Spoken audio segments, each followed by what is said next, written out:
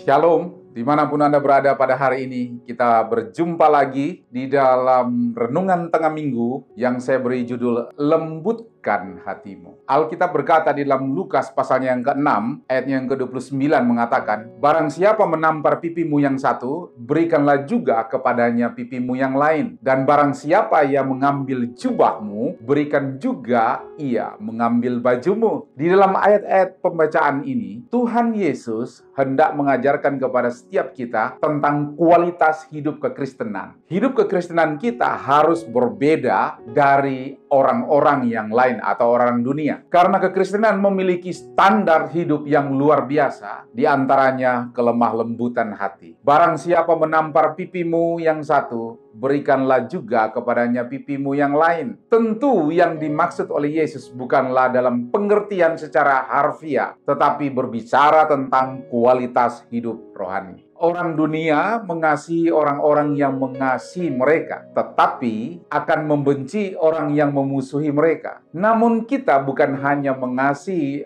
orang yang berbuat baik kepada kita, tetapi musuh sekalipun harus kita kasihi. Nah, ada beberapa hal yang luar biasa di balik dari kelembutan hati. Di antaranya, yang pertama, kelembutan hati memampukan menaati firman Tuhan. Bilangan 12 ayat yang ketiga mengatakan demikian. Adapun Musa ialah seorang yang sangat lembut hatinya, lebih dari setiap manusia yang di atas muka bumi ini. Mustahil bagi orang yang sombong dapat menaati firman Tuhan, karena seorang yang sombong tidak mau hidup di dalam aturan. Justru sebaliknya, akan suka mengatur, memerintah, bahkan menekan orang lain. Namun, seorang yang lembut hatinya pasti seorang yang rendah hati dan mau setia menaati firman Tuhan sekalipun berat untuk dilakukan. Yang kedua, kelembutan hati adalah karakter yang dikehendaki Tuhan. 1 Timotius pasalnya yang ke-6 ayat yang ke-12 mengatakan demikian. Tetapi engkau, hai manusia Allah, jauhilah semuanya itu. Kejarlah keadilan, ibadah, kesetiaan,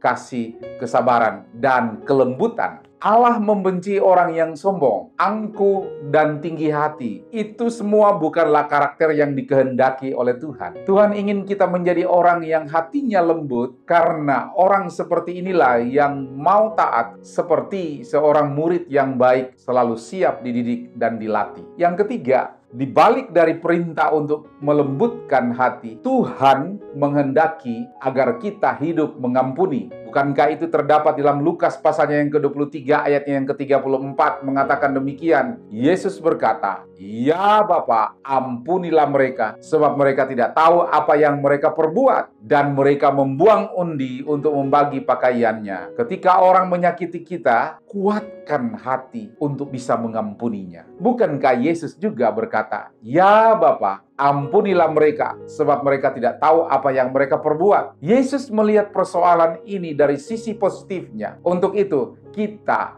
pun hendaknya sama seperti Kristus, sehingga kita mampu memahami dan menyikapi dengan benar persoalan yang tengah kita hadapi. Kesimpulan saya, kelembutan hati merupakan salah satu ciri khas hidup kekristenan kita. Seorang yang lembut hati akan hidup dalam damai sejahtera, karena kelembutan hati membuat kita dapat hidup di dalam kehendak Tuhan, menaati firman-Nya dengan setia, dan mampu mengampuni orang yang bersalah. Mari kita berdoa. Tuhan Yesus, kesederhanaan yang dilakukan oleh Tuhan yaitu kelembutan hatinya. Hari ini kami mau belajar bagaimana kami hidup di dalam dunia ini. Perlu kami hidup dalam kelembutan hati. Hamba mau berdoa menyerahkan mereka di dalam tangan-Mu, untuk semua mereka yang mendengarkan firman ini. Biar kami juga boleh bersama-sama untuk belajar bagaimana kami memiliki kelembutan hati. Tuhan, hamba mau berdoa menyerahkan semua persoalan yang dihadapi oleh seluruh jemaat-Mu dimanapun mereka berada. Biar kelembutan hati ini membuat kami menyelesaikan semua persoalan-persoalan yang kami hadapi, baik yang ada di depan kami maupun juga persoalan-persoalan yang